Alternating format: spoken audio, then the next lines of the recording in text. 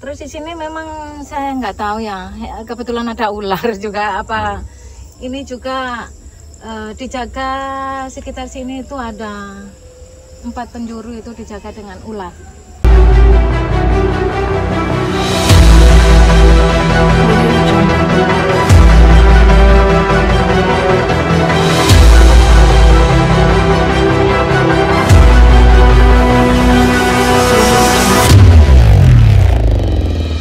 Assalamualaikum warahmatullahi wabarakatuh.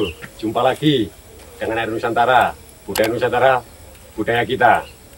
Di kesempatan kali ini, teman-teman, kita sudah berada di Kahuripan, di Desa Klinterjo. Kita sempatkan lagi ke sini di video di bulan kemarin kita sudah upload juga. Terima kasih buat teman-teman, sahabat-sahabat, saudara-saudara Nusantara yang sudah menyempatkan waktunya untuk melihat konten saya. Dengan melihat konten saya sudah mendukung channel saya supaya bisa lebih konsisten lagi.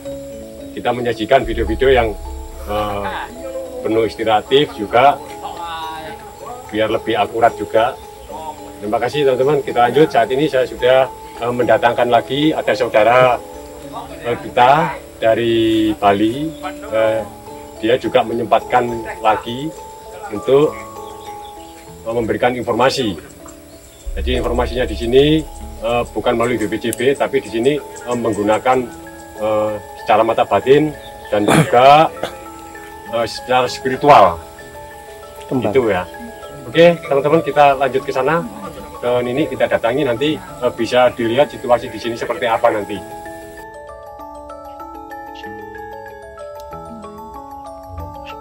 Om Swastiastu, Nini. Om Swastiastu, Assalamualaikum. Terima kasih Nini sudah meluangkan waktunya. Kita diberikan informasi lagi juga tentunya kepada saudara-saudara yang sudah mendukung channel Buya, sudah tentunya juga buat teman-teman atau saudara-saudara yang baru gabung sudah melihat konten saya gitu, konten kita Air Nusantara, sudah meluangkan waktunya Nini ya. Ya di sini ya, ini Nini ya.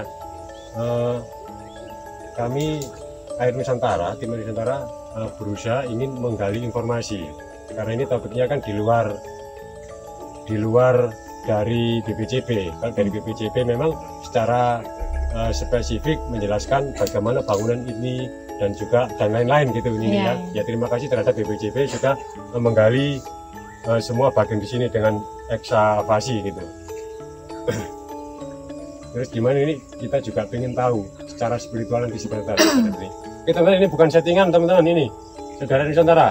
Ya, ini bukan settingan, bukan drama. Bukan drama. Kita melakukan waktu memang betul-betul mendatangkan dari Bali ini saudara kita. Ini sebenarnya untuk para pemirsa AR Nusantara, saya jelaskan di sini sebenarnya 50-50, 50% itu secara niskala dan 50% secara skala. Lebih tepatnya psikologi bunga. Jadi yang 50 itu ya secara mistisnya gitu loh. Jadi bukan drama seperti settingan, bukan begitu. Karena mungkin ini agak langka ya, jarang orang ngeramal melalui bunga gitu. Ya, jadi ini saya jelaskan memang sangat berbeda di sini. Dan saya yakin di sekitar sini kan selalu ada bunga, itu bunga yang bercerita dan karena saksi bisu lah istilahnya. Tapi dia bisa bercerita. Kebetulan saya punya ya sedikit skill untuk bisa mendengar bunga-bunga itu berbicara. Ya tentunya juga bunga-bunga ini kan saya sendiri yang memetik ini ya, di lingkungan sini. Di lingkungan sekitar sini. Seperti video yang ada di Kometer kemarin ya. Itu sama, itu juga metik di sekitar lokasi. Jadi mereka yang bisa berbicara. Ya, saya jelaskan di sini. Di sini itu tempat ratu menyempatkan diri di sini dikala dia lagi sedih, lagi banyak masalah, dan lebih sering dia yang namanya ratu juga kan seorang wanita juga, jadi sisi melonya itu dibawa ke sini gitu loh. Jadi Maksudnya gimana ini? jadi dia itu kan wanita yang tangguh. Betul. Dia itu namanya ratu itu tegas, berwibawa, terus ya superwoman ya. Tapi melonya itu loh, suatu kali wanita itu kan kadang ya pengen menangis, tapi dia nggak pengen menunjukkan ke rakyatnya atau ke keluarganya. Jadi dia di sinilah tempat dia di situ. Dia sering menangis di sini, bersedih, memikirkan gimana keadaan negara seperti ini saya lihat. Itu setelah mundur dari raja di tahun 1350, apa waktu itu menjadi raja ketiga? Pokoknya Di sini. di sini itu sejak dia menjabat jadi ratu, ya dapat gelar. Gelar. Ini dah di sini. Iya, Gitarja gitu dia. Memang betul ya ini ya. Sri Iya. Sri Gitarja nama Iya. aslinya. Terus dapat gelar Tribuana Tunggadewi Betul. itu di sini dah dia. Ini apa? Jadi dapat gelar dan dapat tempat di sini. Di sini tempat perenungan sang ratu di sini. Ratu selalu ini seperti ini. Layu. Ini warnanya kan pink. Cinta dengan rakyat juga, terus setengah ungu, rasa kesendirian, kadang juga dia seneng di sini, kadang sendiri, dia nggak ingin diganggu, merenung, menangis. Di sini tempatnya favoritnya beliau kalau lagi mencurahkan iya, isi hati, kan, iya, tentunya berdoa. menghadap kepada Betul. mungkin Sang Hyang Widi Iya, mungkin ya. jadi keluh kesahnya dia selalu di sini. Banyak air mata dia bersedih di sini. Tapi tempat ini bersemedi. betul nih. Memang di sini betul-betul memang tempat ibadah, tempat suci ya. Ya. Karena kita kan para arkeolog juga masyarakat mungkin juga melihat ini bahwa tempat suci. Ada yoni Betul. gitu, betul. ya? Itu udah saya bilang di sini tuh tempat favorit Tribuana Tunggadewi itu. Jadi mencerminkan juga di sini kan ada apa namanya sumber air. Ya, Ya. airnya betul. Itu juga suatu simbol juga seperti air mata Tunggadewi. Kesedihannya sang ratu itu di sini gitu, tertumpah di sini. Dan kebetulan tempat ini juga paling nyaman untuk beliau gitu.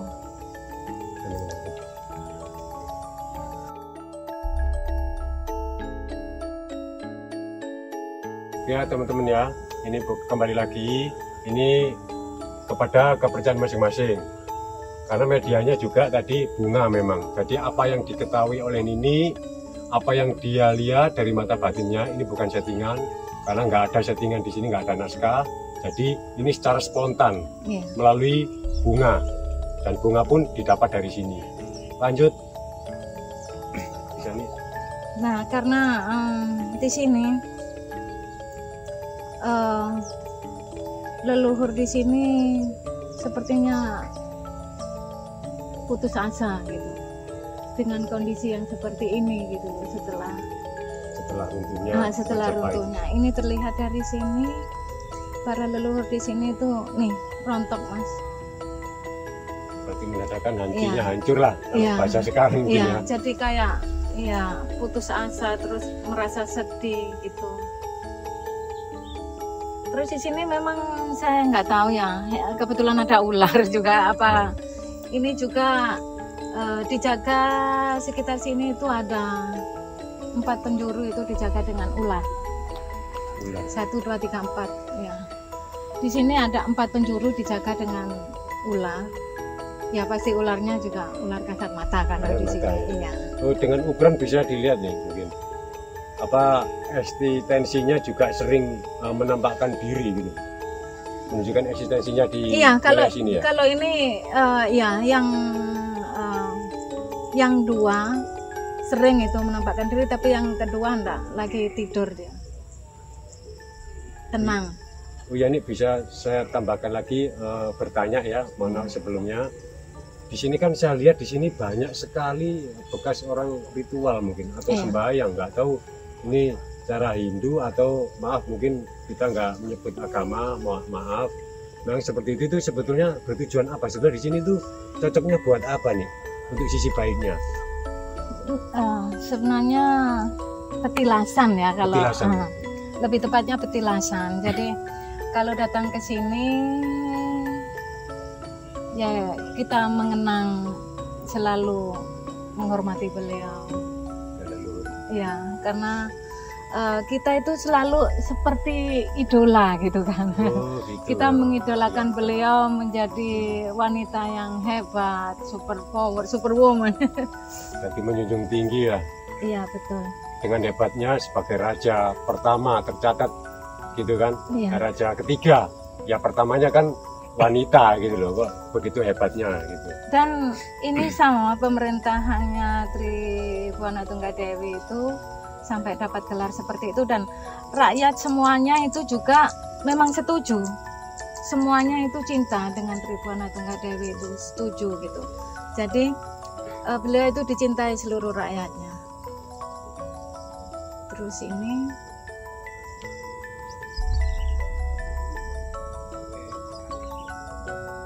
dilihat dari sini, lambang kecantikan. Ini kesedihan, harapan.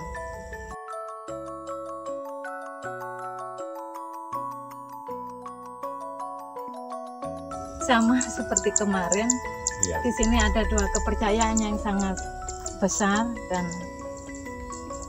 seperti ini. 1, 2, 3, 4, 5, 6, 7.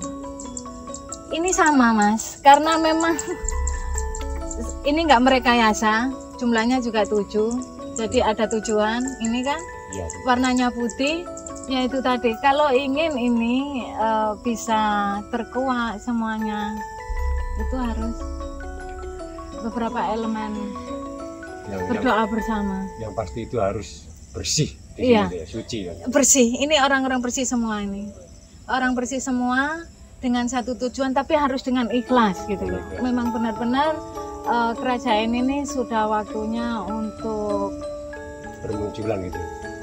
bangkit lagi lah. Maksudnya bangkit itu bukan bangkit nanti oh mayoritas ini, bukan. Ya. Jadi bangkitnya itu kita bangga punya kerajaan yang begitu indah dahulu, Dengan meskipun budaya yang tinggi. betul, meskipun nanti nggak ada ratu lagi yang memimpin, paling tidak kita itu punya aset yang begitu berharga di negara kita gitu.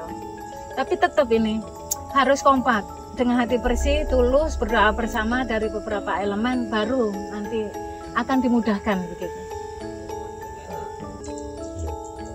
Jadi kita kesulitan untuk membaca lebih banyak, tapi di sini terlihat di sini benar-benar indah.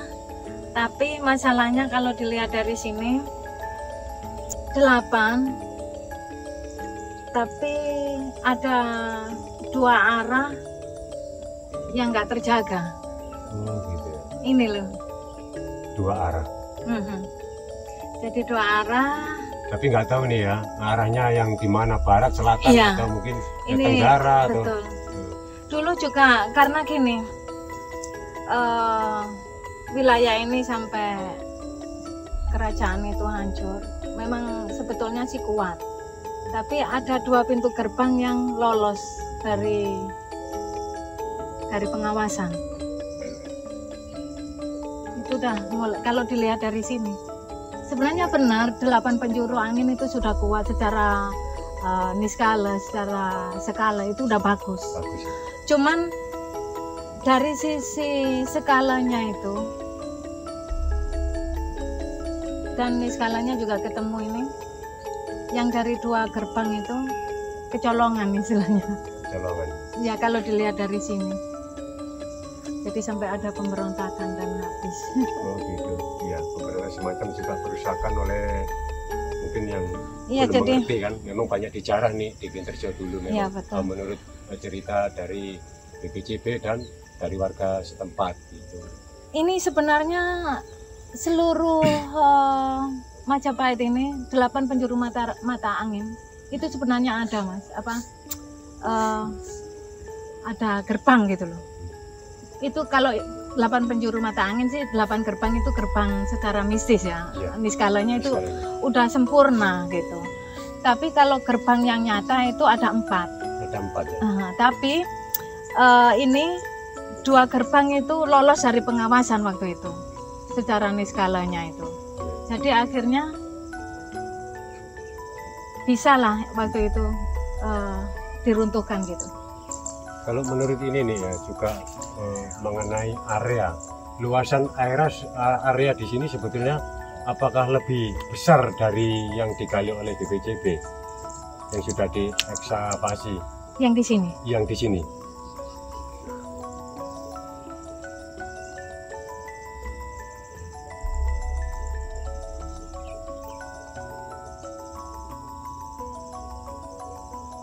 Ini masalahnya gini, Mas. Kalau di sini, kalau yang di sini ya, ini sifatnya memang pribadi dan favoritnya Sang Ratu. Dia itu menutup diri memang. Kalau di sini itu nggak ingin semua orang tahu, karena ini sifatnya private gitu. Sifatnya namanya tempat favorit Sang Ratu ya, nggak begitu besar sih sebenarnya. Dan secara niskalanya memang dia tutup dari pihak, bukan dari luar yang nutup, dari dalam sini. Memang dari sini sendiri. Iya, gitu ya? Dari penjaga di sini ini memang nggak mau di sini itu sampai dibuka seperti dulu gitu, nggak mau terekspos gitu loh. Kalau di tempat lain kerajaan nggak apa-apa, tapi kalau di sini karena dilihat dari sini memang istilahnya dikunci dari dalam. Dan mungkin karena di sini mungkin punya sejarah Ratu selalu berduka, banyak kenangan gini, dia itu nggak mau orang tahu kelemahannya. Dia juga sama kayak wanita yang lain, juga bisa menangis, bersedih. Jadi sepertinya biarlah itu menjadi istilahnya itu buku diarinya dia sendiri di sini gitu loh. Jadi, kalau menurut dari keterangan mungkin dari BPJB, di sini tempatnya untuk mendarmakan. Nah, kalau menurut ini tadi kan dari penglihatannya ini sendiri, bahkan dia masih hidup pun masih di sini. Sementara sering kesini. Sering ya. Memang ini tempat favorit sudah saya. Ya memang. Dan dia didarmakan di sini, tempat pendarmaan yang membuat adalah Hayam Wuruk kalau menurut dari versi BPJB sesuai penelitian gitu. Iya, itu dah, tapi ini itu Tritunggadewi Sang Ratu ini favoritnya. Jadi kayaknya karena dia sering ke sini jadi ya sudah kayak rumah. Oh, gitu ya. Ngerti maksud saya? Ya, ngerti, ini tempat pribadi yang paling sering itu di sini. Akhirnya dia didarmakan di sini. Ya termasuk misalnya dia lagi bersedih, terus masalah yang nggak teratasi, akhirnya ada dia pencerahan di sini. Oh, kalau kadang pernah juga sih, tapi nggak sering Gajah Mada ke sini dipanggil Tribhuwana, tapi jarang. Yang sering Gajah Mada itu datang ke sana, karena di sini dia kalau nggak mendesak sekali baru menemui di sini. Ini itu private gitu istilahnya, pribadi. Jadi itu tadi Sang Ratu itu nggak ingin terlalu diekspos karena ini tempat istilahnya itu tadi tempat banyak menangis, merenung, merasa kesepian dan semuanya di sini. Jadi makanya sepertinya nggak ingin ini dibukar sampai terekspos lebih dalam. Tapi kembali lagi seandainya benar pun terekspos ya sudahlah, mungkin ini cerita pribadinya Sang Ratu yang sebenarnya saya nggak layak untuk mengungkap sisi melonya Sang Ratu ya. Ya saya minta maaf juga karena saya cuma bacanya di sini. Ya, gitu. Sekitar tahun 1350-an beliaunya Tribhuwana Tunggadewi kan sudah meninggalkan jabatannya menjadi ratu atau raja lah. Nah, dia kan sering menghabiskan di sini juga. Itu juga Gajah Mada, Mahapati Gajah Mada juga sering sowan ke sini menghadap Ratu Tribhuwana itu. Jarang. Jarang ya. Yang sering ke istana yang di Kumitir itu Oh, sering. yang Kumitir yang Ya. hancur berantakan itu Ya, itu memang untuk khusus para pejabat-pejabat yang sangat dipercaya. Kalau untuk negara tetangga kunjungan nggak di sana. Oh ya nih, kembali lagi ke wilayah sini, kira-kira apa nih? Karena beberapa bulan yang lalu di sini kan ada Pripih. Kalau menurut analisa dari BPCB dan arkeolog, di sini Pripih itu sebetulnya semacam nyawa. Tanpa Pripih itu kayaknya tidak berfungsi, gitu loh.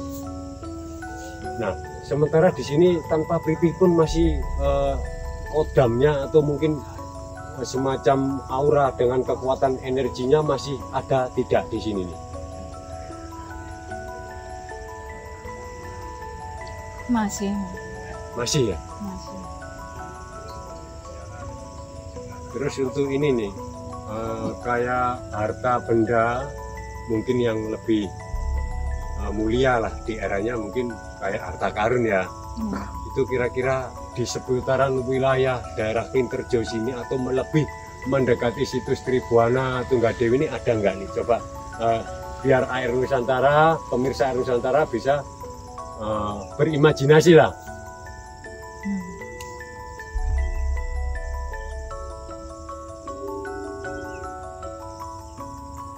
Ini ada. Itu juga termasuk yang saya bilang tadi itu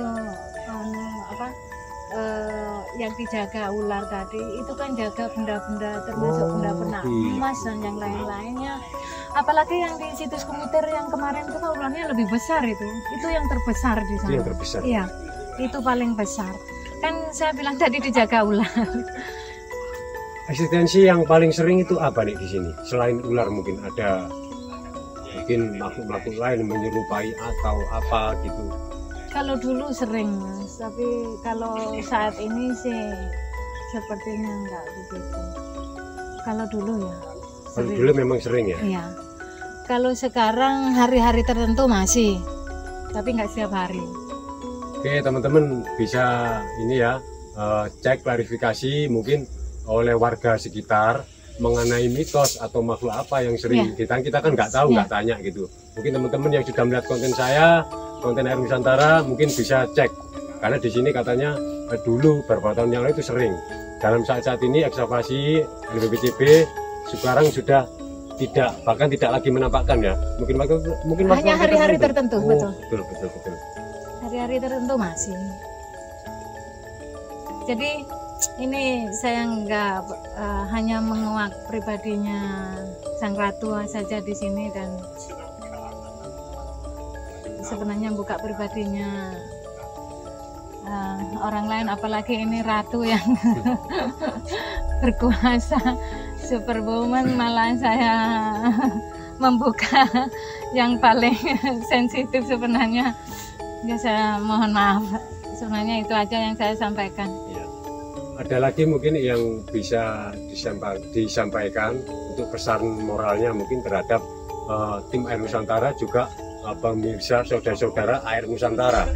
Mungkin ada yang perlu disampaikan ya mengenai situs ini nih ya.